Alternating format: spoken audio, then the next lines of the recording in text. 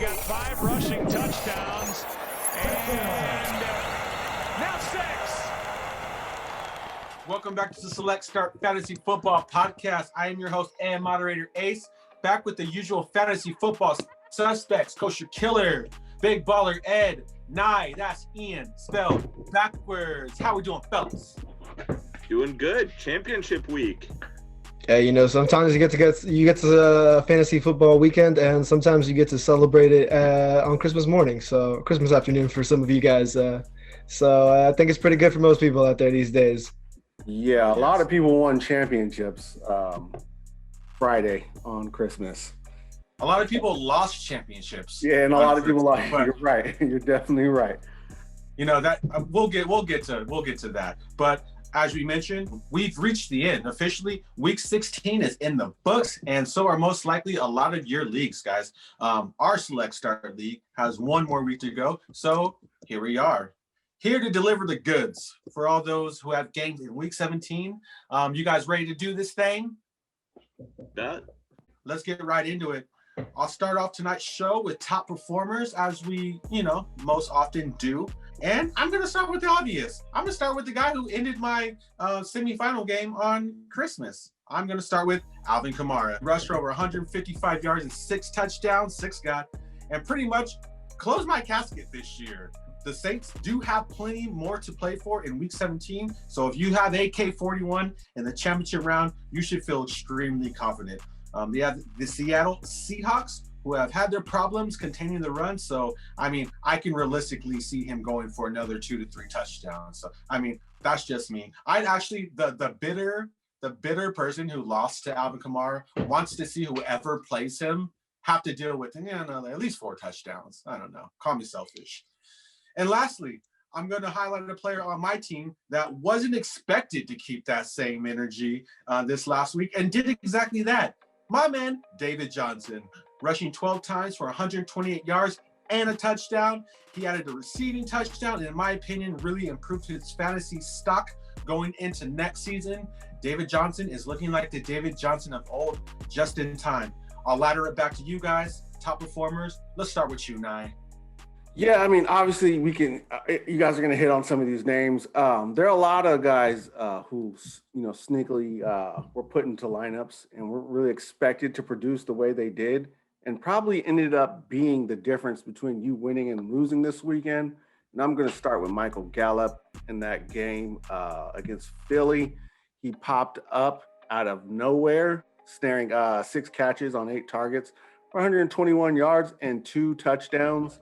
A phenomenal game from Michael Gallup, which probably cemented your fantasy championship out of nowhere. It really was a shot in the dark. I was not expecting Michael Gallup to show up like that, but nonetheless, he did, and gave a lot of fantasy managers who put him in their lineups a very kind of a late Christmas present. And then I'll go back to Christmas. Irv Smith, you put Irv Smith in your lineup, and I think one of you mentioned him last week. That was my pickup last week. I told everybody to go pick up Irv Smith Jr. and play him. He's the guy you want out of that Minnesota Vikings tight end group. Yeah, and he was able to go out there and get you 6 catches for 58 yards and 2 touchdowns. Irv Smith Jr., Michael Gallup, 2 guys who probably weren't expected to produce the way they did. Gave you a very, very, very a very, very, very good weekend fantasy-wise. And honestly, I think if you're a Michael Gallup owner, I think that this is where you look at what you see as a now developing trend. Michael Gallup may have seemed like a surprise, but what we're seeing right now is that he's been getting over 8 targets in 3 of the last 5 games. Even before then, he was starting to pop off a little bit after week 6. He wasn't consistent, and that's why we weren't considering him. But what we're seeing now is both an uptick in targets. He had 6 and 4 in the games in between against Cincinnati and San Francisco, which aren't exactly the easiest matchups either. Right now, we've got him going against New York Giants. James Bradbury may be healthy, which could push targets away from Amari Cooper. We see Amari, he can get shut down. When he gets shut down or when they use him as a distraction, it goes to Gallup and it goes to CeeDee Lamb. CeeDee Lamb has also picked up his production lately. So Gallup's probably not going to give you another 2 touchdown week, but he's got 4 touchdowns in the last 3 weeks. He missed out in week 14 against Cincinnati, and he's got a matchup against the New York Giants where he may need to be that number 2 option behind CeeDee Lamb. So Gallup is a great call. Got to give credit for Andy Dalton. The last 5 out of 6 games, he's thrown for double-digit touchdowns. It may not be very likely Michael Gallup getting the end zone, have 2 touchdowns in Week 17. But if you're looking at a guy that set a lot of precedent for it recently, who's good for at least 2 and then maybe 3. He's got 3 of them in the past 3 games. 3 out of the last 6 games, he has 3 touchdown passes. Andy Dalton's on a roll. Top performers, Kosher Killer. I really like Nye's way of looking at maybe some guys you picked up off the waiver wire who you might not have been expecting to ball out the way they did. And I'm going to keep that same theme. I'm going to go with the pair of Brandons who balled out this weekend. Cincinnati Bengals quarterback Brandon Allen, 29 of 37, 371 yards and 2 scores. If you picked him up and you needed a streamer, he got you some points. And wide receiver Brandon Cooks, 7 catches, 141 yards and a score. Oh no, where did Brandon Allen come from? Like literally, what was this? Was he supposed to start all week? He really came out of nowhere. He had a good game. I thought it was going to be Ryan Findlay starting, and Sunday I look and it's Brandon Allen taking snaps. Yeah, and playing well. I guess that is really the quarterback roulette of backups that we have in Jacksonville, San Francisco, and Cincinnati right now, where it really doesn't matter who you are because we might as well go with the other guy. It's not giving us too much of an advantage one way or the other. You see them winning with Finley, you see them winning with Allen, and nonetheless, they're still not a great team. Giovanni Bernard had a pretty good game in that offense, too. I know I faced off against him. I think he capped somewhere around 19, 20 points.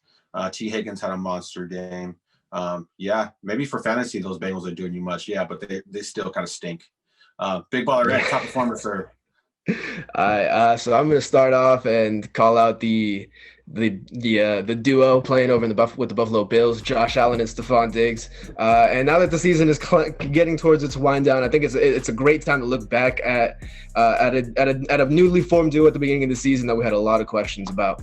And the truth is that what we've seen from Stephon Diggs, what we've seen from Josh Allen has probably exceeded even the most optimistic of expectations. We got Stephon Diggs leading the league at this point in receptions and yards. Yes, guys like Devontae Adams have missed a couple games, but that's nothing to take away from Stephon Diggs in his season. Josh Allen has hung around in the MVP race, and rightfully so, leading the Buffalo Bills to a division clinching win, and now they're going to look to solidify their spot in the playoffs and where they're going to be seated. So that might just be one more week. Stephon Diggs going off 11 targets, 9 receptions, 145 yards, and 3 touchdowns. I could definitely say that for all you guys Stephon Diggs owners out there, you were waiting on the touchdowns, and to get them in this bunch in what was either your championship week or your week clinching your entry into the championship was fantastic. And if you had that stack, you were a very, very lucky man or woman out there, because we got Josh Allen going off for 27 of 36, highly accurate. His accuracy has improved so much. That's fantastic. 320 yards, 4 touchdowns, and he rushes for 35 yards. He's a rushing quarterback, but you didn't need the rushing production today because Josh Allen took care of it with his arm, as he's showing more and more ability to do. That was absolutely fantastic. And last but not least, I wanted to call out shots to Ahkello Witherspoon of the San Francisco 49ers. He managed to get a tackle for loss, 7 total tackles, a pass defended, really impacted the game for a team that has tried as long as they could to hang on. And also an interception for Ahkello. So really fantastic game. Other guys, I don't know if you guys mentioned, Myles Gaskin went 14 for 87 yards, had a couple receiving touchdowns. Man, Myles Gaskin played like a beast. He's been off and on this year as far as his health is concerned, but if you rostered Myles Gaskin and you got him back healthy right in time for maybe a semifinal matchup or a final matchup, man, you struck gold, man. Myles Gaskin killed it. Any other honorable mention, guys? I'll throw in Jeff Wilson Jr., 22 carries for 183 yards. He carried the Niners offense. It was Juszczyk who got in the end zone, but it was Wilson Jr. carrying the team on his back. Absolutely. We'll definitely show Jeff Wilson some love in our keeping the same energy segment. Jeff Wilson had a game as well. Nye. It's funny how you brought up Myles Gaskin, because he picked a great time to have, his first multi-touchdown game of the season, coupled with that long reception and run after catch, which helped boost his production.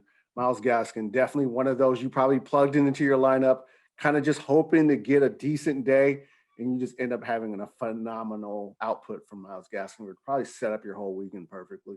I'm going to go with Mike Hilton. He had 4 tackles and managed to pick up both a fumble recovery and an interception, and a total of 11 return yards off of that. His interception went for -3. But Mike Hilton, when you see a guy who you put into your lineup, go out there and pick up the ball twice off the other team, you had yourself a good fantasy day. And so putting Mike Hilton into your lineup, you're probably pretty happy. I know he's been a streamer throughout the season. Pittsburgh's defense has managed to force turnovers, and this was just another weekend where you were able to pick up a couple. Mike Hilton with the 3rd highest average fantasy points this year. And my dude is killing it. All right, injuries. We don't have many notable injuries to talk about. We got a few headliners. Coach Killer, why don't you take us through it, man? Yeah, we're going to focus on a pair of NFC West quarterbacks. Jared Goff, the man, the myth, the Cal Bears legend, has a broken and dislocated thumb. He had surgery on the thumb Monday. He is out week 17. He hopes to be ready for his playoffs, but for some reason, not ours. So he is out week 17 with the thumb.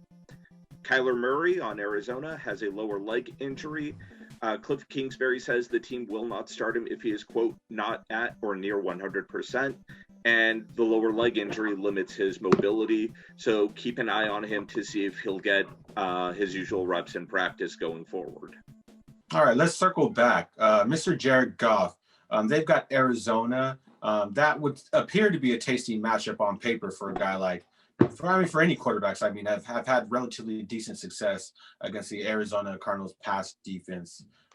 How big of a blow is this for Jared Goff owners? And are we comfortable with their backup? I've never heard of them before. They've got 2 I've never heard of before. John Wolford, Bryce Perkins. Are we expressing confidence in their backup quarterbacks? Or are we hitting the waiver wire? I'll start with you now since you had Jared Goff. No, Jared Goff was a drop for me maybe like a week ago. But no, because, it came to a point where you even struggled to start Jared Goff because he's not a guy who puts the ball in the end zone with his arm. He can throw for first downs and rack up some yardage, but he's not going to put the ball in the end zone in the air very often. Do I trust Wofford this week? I think it's Wofford, right? John Wofford this week against Wolford against Arizona? Wolford. No, I do not. I do not trust Wolford. I wouldn't trust the wide receivers. I wouldn't trust Kupp. I wouldn't trust Woods. I would trust a Malcolm Brown. And if Cam Akers were to come back, it might be a conversation to have. But I think the guy you want this weekend when it comes to that game on the Rams side is Malcolm Brown, with the loss of Darrell Henderson and Cam Akers still being a little iffy. I think Malcolm Brown is the guy you want. I'll go, son. I'm not trusting the Rams pass offense. Either. Yeah, I'm not familiar with the quarterbacks. I don't know their style. I don't know how well they'll do against the Cardinals defense. So if I'm looking at an area to strike, we just saw the Niners run buck wild on Arizona. So look for the running game. Yeah, that's the thing. You're going to ask that defense to hold it down and be able to run the football and maybe put a couple touchdowns on the board. Do I trust that Kyler Murray's not going to play? No, I do not trust that. I think Kyler Murray fully plays in this game. If I had Kyler Murray and I'm playing in the finals, I'm not starting Kyler Murray. He's got the Rams next week. Kyler Murray has just struggled against medium to good to great defenses. He's picked on the bad defenses this year, but when he's gone up against better defenses, he's struggled mightily. You may want to stream if you've got Kyler Murray going for you this week. And Kyler Murray really has only been a must start if you're in a 2 QB league at any point this season. They don't have an offensive line. They didn't have one last year. They didn't have one this year, and it's shown up. And of course, with the Rams, it showed up earlier this year. And of course, there's been a closer correlation with Kyler's injuries than with who he's playing. But yes, teams that get after him have limited him, and in a flex spot, you can't afford for those limited games. In a 2 QB league, you're still playing Kyler, but in any other league, that oscillation had to be taken into account. Kyler seems like a must start in just because of his ceiling. But Ace, you're totally on there. He has struggled against defenses that can get after him. He doesn't really have too many wide receivers. I swear, I as much as I like Christian Kirk's big games, the games where he's doing nothing and you're seeing it on the field, they just make you wish that Kyler had somebody else you could throw the ball to, besides just force feeding everything to Nuke. Nuke can take all the force feeding in the world, but if you're looking to win football games, or if you're looking to have a successful all the way through consistent season with Kyler, you need something else. And so totally you're on that. I would co-sign that. I'd say it's not a gutsy call. You guys can go out there and bench Kyler in a matchup against the Rams with an injury. They're going to get after him. You might not want to trust that in your championship round. All right, Kosher, we're on Kyler Murray. We're talking about him, man. Let's talk about this. What they're calling a lower leg injury. They're being super vague. What's the scoop? I feel like that's the gamesmanship. I think it is a lower leg. I think it is a leg injury that is affecting his mobility. The big key is going to see if he actually takes snaps going forward. I don't see the Cardinals starting him with absolutely no practice against the Rams. And so if he's not getting the snaps, I would not play him. Who they got behind him? Brett Hundley? The UCLA legend? Brett Hundley would be the guy. Brett Hundley, they've got a guy behind him, Chris Strivler. Never heard of this guy. What to make of this Kyler Murray situation? We talked about him maybe not being a dependable option going against tougher defenses. We factored in the injury. Better off streaming this weekend if Kyler Murray's on our roster, guys. Is there anyone out there on the waiver wires you guys think you could feel competent or confident in streaming instead of Kyler Murray? I think the first guy you probably want to take a look at is Kirk Cousins going up against Detroit. If he's on your waiver wire, he's probably the first guy I give a look at. If I'm looking to replace Kyler Murray in any kind of single quarterback league. Once again, Mitchell Trubisky, if he's sitting out there, go pick him up. They actually have something to play for. And there's a good sense of optimism that Green Bay might start sitting some guys. So that might be a situation where, you can kind of get a cheap one with a team who's really not looking, who's just looking to get through that game without anyone getting hurt. Honestly, if I'm looking at a quarterback, I would throw in Sam Darnold over Kyler Murray this week. I don't really think that there's any reason to believe that Sam Darnold can't have a solid week. If he can stay turnover free, which is not totally impossible against this year's New England Patriots, then I think that Sam Darnold could finish with a very serviceable day. I think Kyler's got it too tough. If you're just asking directly off of the waiver wire, I would throw a guy like Darnold in there. I would also throw I'd throw Kirk Cousins in there, man. I really would. Those are two QBs off the waiver wire. I'd have no problem playing over Kyler this week in Superflex or single QB. In a double QB, I mean, you're probably stuck just because of how many QBs are usually off the wire. But in any other case, I definitely would look at either of those two options. But I will use that to segue us into our pick twos. Championship picks, guys. Who we got? Just looking at who's available, who's hot. Samaje Perine had a great game. Looks like he's going to get more targets in that offense. Him and Giovanni Bernard splitting. A.J. Dillon may get a shot. Now you mentioned the Packers might be resting guys. Pick two, guys. Championship picks, man. Give up the goods. Big Baller Ed, we'll start off with you, man. All right, cool. So I'm going to actually start off with Jalen Guyton, wide receiver for the Los Angeles Chargers. This week going up against the AFC clinching Kansas City Chiefs. So obviously there's going to be the talk all week about whether the Chiefs are going to be resting starters, regardless of if the Chiefs are resting starters. I like Guyton as a pickup. There's the possibility that Keenan Allen may return this season and play the last game. Even if he does, I would still look at Guyton as a pickup. He's managed to give you 9 floor weeks, like solid floor weeks, right around 6 points, and, something that's not going to kill you on a fantasy week. And coming off the waiver wire, he's also got the ceiling to hit 14 points like he did just 2 weeks ago, where he went 6 for 4 and 91 yards. He's got 3 double-digit games this season already, and he just managed to stay on the field a lot, kind of been the third wide receiver for the LA Chargers. I know that we had that week with Johnson, where Keenan Allen was all in front of the camera and then didn't play.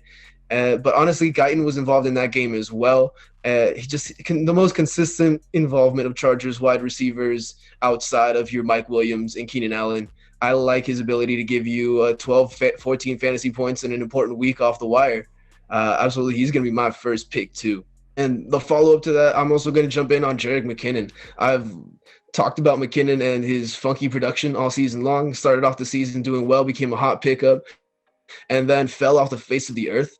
That did coincide a little bit with Deebo Samuel, but I think there was a little bit more to it also with the coaching staff preferring to go with other backs, giving a lot more work to Jeff Wilson Jr. But what we've seen is whenever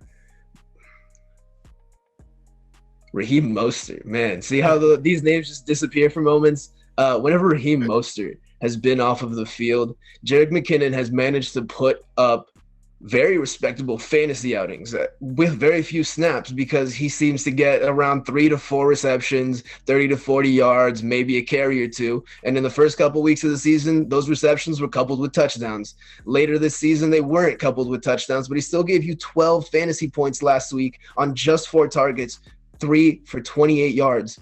It doesn't sound fancy. It's not crazy explosive, but we've seen where a touchdown pushes that into relevant territory. We don't need the touchdown to get fantasy points, though, and 12 fantasy points, 8 fantasy points, they may not be the most attractive, but they could absolutely be a plug and play for somebody where you just lost a big-time player to injury or a contributor, and now you need someone off the wire. Well, Jerick McKinnon can give you a week that keeps you alive in your fantasy championship. Sometimes it's just about getting points in general, just salvaging. 8 to 12, that sweet spot. You get that touchdown, like, Nye alluded to last week, and sometimes stealing one, so sometimes pulling the heist and falling into the end zone is just as valuable, especially now in our championship rounds. Pick 2, Nye. I'm going to keep it along the same line, running backs, man. And you mentioned A.J. Dillon.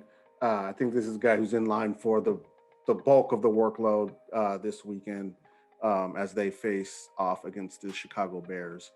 It is kind of a tough matchup, but I do think that with the volume he's going to get is going to justify the play. I'm also going to go down to Jacksonville, where I do believe that James Robinson has seen his final snaps of the season. So Dare Ogunbowale is one to keep an eye on. And then I will go over to Kansas City, Darrell Williams. Le'Veon Bell will probably sit. They're hoping to get Clyde Edwards-Helaire back for the playoff run. So I think Darrell Williams is going to handle the bulk of the carries. All right, back to you, Coach Killer. The first one I'm going to mention is who I mentioned as a person to look at for if he's under waiver wire, and that's Phillip Rivers. Jacksonville's been awful against the pass. Indy still needs a win for playoff positioning. I think game script is going to have them giving the ball to Jonathan Taylor, but expect Phillip Rivers to get in the end zone 2 or 3 times. And I'm going to keep the theme of the running backs going with telling you to look at Washington's J.D. McKissic. He's been getting more targets ever since Terry McLaurin got hurt, and he's up against an Eagles team that has struggled against the running game all season long. J.D. McKissic, not a bad call. I know I was rather bullish on J.D. earlier this year. I will admit I let my fandom of Antonio Gibson cloud my judgments on JD, but JD, he has stepped in and really taken advantage of his target share. You got to give him props for that. Any other honorable mentions, guys? Pick two. Let's give up the goods. It's our last week. We got to make sure our viewers are winning championship games, guys. Dig deep. Nelly Aguilar still out there on your waiver wire. Go scoop him up. Yeah, hey, Nelson had a great game in a game that he wasn't really projected to really have that big of an impact. Nelson Aguilar came through last week. I think a lot of owners sat him, like, justifiably. Like, he's going up against, Xavier Howard and that secondary. Like, that defense is legit. And he ended up getting to the end zone. I mean, big ups to Nelly Aguilar. But if he's sitting out there, he's another guy I'd look to roster as well. A bad week to sit former USC receivers. I sat Juju. He got a quarter piece for me. Nelson Aguilar goes bananas. Yeah, these SC alumni in week 16, man, they went in. And to be fair, Nelson Aguilar has been balling out all year. I think it's about time we start calling USC wide receiver U, because that's really what it's been. We got Woods, we got Juju, we got Nelson. Marquise Lee was balling before he got injured, so let's keep it real. USC deserves some respect on that name for the wide receivers they're coming out with. And don't forget Michael Pittman, who just came in this year. Had a couple games he popped off, and it's okay. He's still a rookie. Let's take a look at what happens next season. Maybe they get him a quarterback that can fling the ball a little bit further than Phillip Rivers. Phillip Rivers still been very respectable from a fantasy perspective, though. He knows how the game works. But as far as the deep dive, I'll tell you to look at that Colts offense and look at Zach Pascal, because Pittman is in concussion protocol. Jacksonville's defense against the pass is awful. He could put up decent wide receiver 2 numbers. You're not. You've seen it. Given that matchup. You're Hey, not lying. I'm with it, man. That's I mean, a great one. that's a great call. If you just look at Zach Pascal play football. He is an athlete. Like, he's a great route runner. He gets lost in the shuffle a little bit there because they're more of a possessionary type team. They're going to run the ball. T.Y. Hilton's their guy.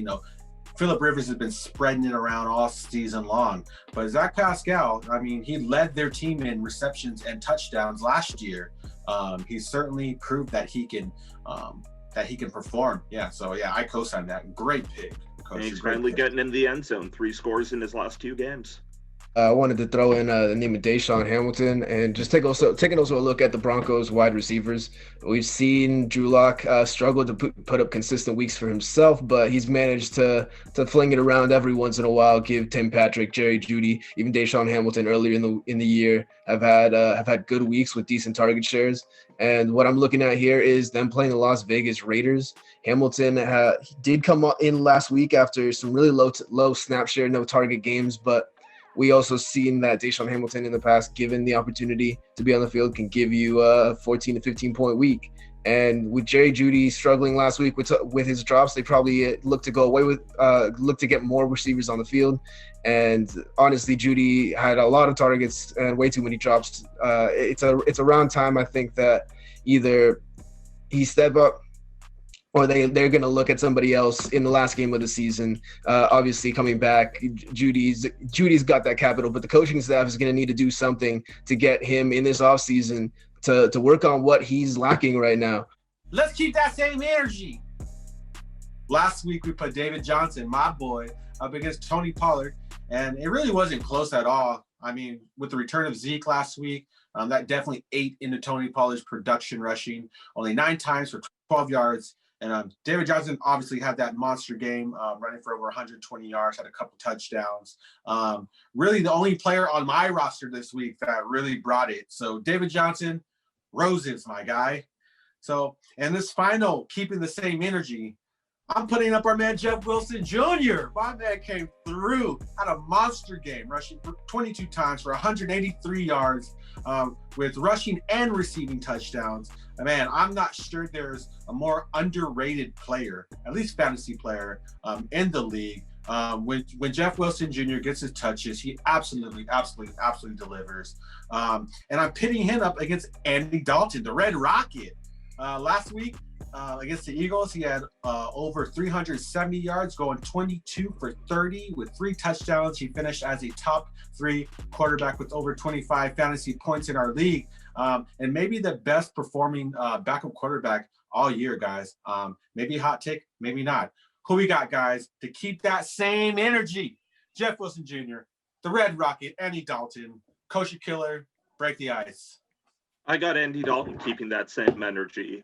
The Giants are in the middle of the pack this year in pass defense. They're giving up between 240, 250 yards a game. I love the Niners, but Seattle is 5th in rush defense. They're allowing an average of about 96 yards a game. So looking at the matchup, I like Dalton's chances at keeping that same energy more than Wilson's. This is a tough one, man, because these Niners running backs, every time late season, they got somebody who's just a monster. And Jeff Wilson is just this year's iteration of what they've been able to do. Andy Dalton went 9 of 11 in that first meeting with New York in substitution of Dak Prescott. That was the game Dak Prescott went down. He came in, went 9 for 11, 111 yards.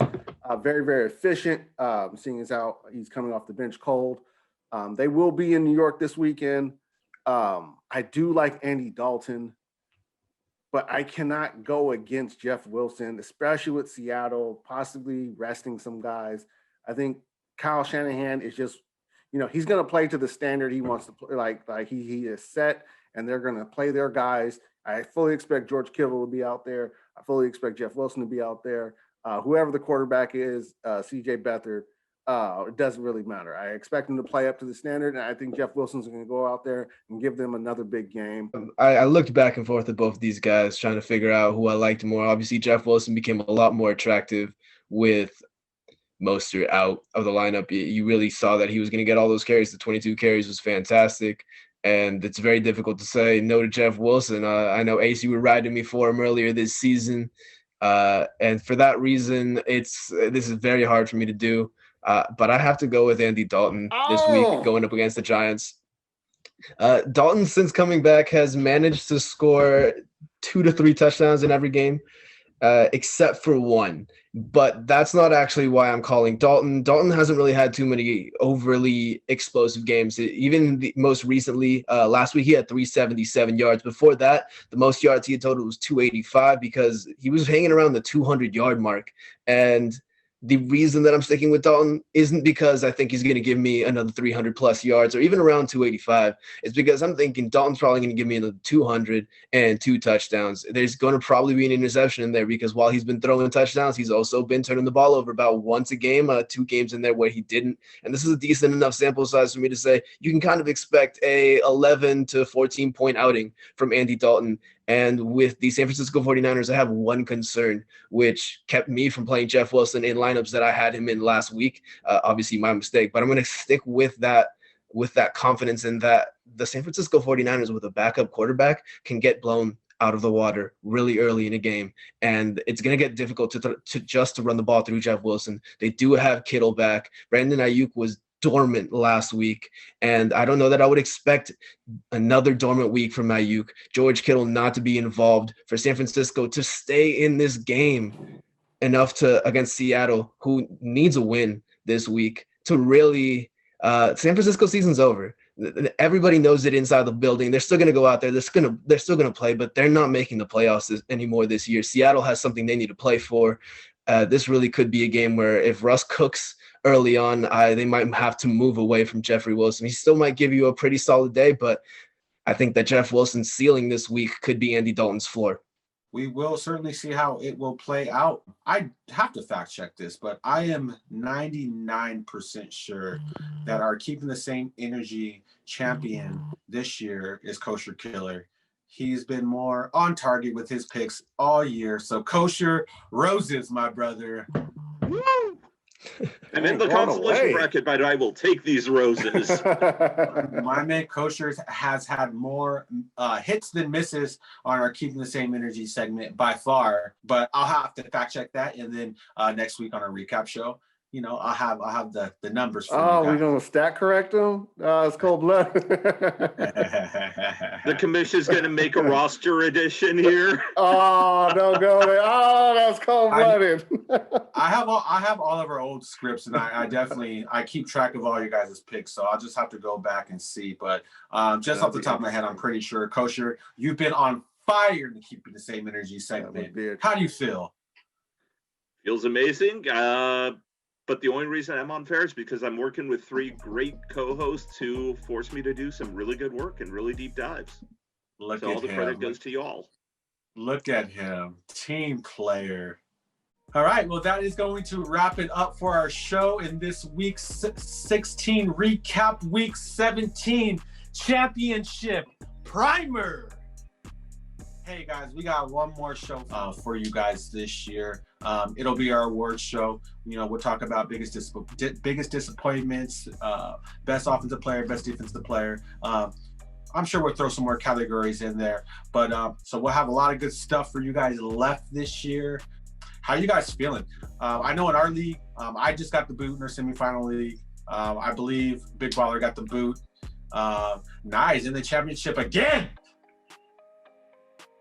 How you feeling, Nye? How you feeling? Any advice for fellow owners maybe that are out there that are staring their championship weeks in the face? You know what, before man? We head out of here? I'll say this really quick. I've been very fortunate. I mean, Big Baller can speak to like Tyreek Hill, like not playing at all in that game. Probably saved my week.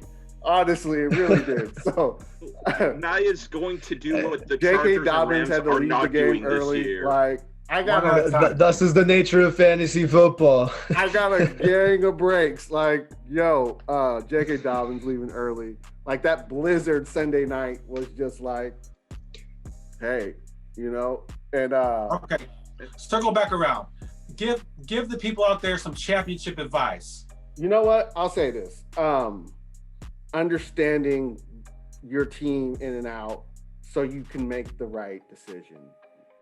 Like, you have to make some tough calls, and I've seen some guys say, they bench Josh Allen, they bench, guys who went off this week, and it really is just, let's put a good number up there. I mean, it's tough. Now, this time of year, it's going to be tough. Everybody has a good team, a bunch of good owners. Guys are going to go put up numbers, and you got to have a little bit of luck. Honestly, you really do. You got to have a little bit of luck. That just really quick, that Washington Carolina game might have been the most nervous I've ever been all year, because Chase Young was just relentlessly after Teddy Bridgewater. It seemed like he was making plays left and right, and freaking Jeremy Chin he's just a missile. He's all over the place. So it fell my way. But nevertheless, I definitely had to earn it. And it was a close matchup, so I lost by about 15 points. If I would have had a different move, I would have been right there. A couple of different guys from your bench into your lineup, you would have been popped up another 10, 15, 20 points. Fantasy football is crazy like that. But Nye, he's preaching just doing your due diligence, just knowing your team in and out, fact-checking everything. And then just really sticking to your guns, man. Sticking to your guns and accepting your luck, because you're going to need it. Everyone's going to need it. We've all relied on some extent of luck to get us as far as we made it in this year. So yeah, that's just one of the nuances that, we live and die by sometimes in this great sport we call fantasy football. So, hey, for myself, for Big Baller Ed, for Nye, that's Ian spelled backwards, for Kosher Killer, make sure you guys like and subscribe and share, and tune in next week, because we will be back next week with more of the goods for you guys. Never Select Start. We out of here. Have a great night.